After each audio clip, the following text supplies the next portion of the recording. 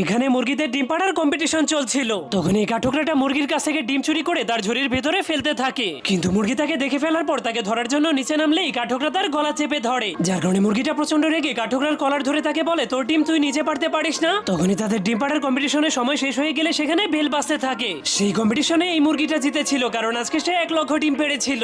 এতগুলো ডিম পাড়ার কারণে সেখানে থাকা সবগুলো মুরগি অনেক খুশি হয়ে যায়, কারণ তাদের মালিক বলেছিল যে সব থেকে বেশি ডিম পাড়তে পারবে তাকে বাইরে নিয়ে ছেড়ে দেওয়া হবে। যার কারণে মুরগি আর কাঠঠোকরা সেই মুরগিটাকে মুক্তি পেতে দেখে অনেক খুশি হয়ে তাকে টাটা দিতে থাকে। এরপর কাঠঠোকরাটা বলতে থাকে, এর পরের কম্পিটিশনে আমি সব থেকে বেশি ডিম পারবো। কিন্তু তখনই সেখানে তাদের মালিক চলে আসে। এই জন্য মালিককে দেখে সবগুলো মুরগি অনেক ভয় পেয়ে পালিয়ে যেতে পারলেও মালিক সেই কাঠঠোকরাটাকে ধরে ফেলে। এরপর মালিক তাকে জিজ্ঞেস করে, তুই মাত্র 3টি ডিম পেড়েছিস কেন, আর ডিম কোথায়? তখন কাঠঠোকরা মালিককে বলে, আমার প্রচন্ড ক্ষুধা লেগে যাওয়ার কারণে আমি আর বেশি ডিম পারতে পারিনি। এই জন্য মালিক তাকে খাবার খাওয়ানোর জন্য নিয়ে যায়, কিন্তু সেখানে 3জনকে খাবার খেতে দিলে কাঠঠোকরা একাই সবার খাবার খেয়ে ফেলে। যার কারণে সে এত বেশি খাবার খাওয়ার কারণে এত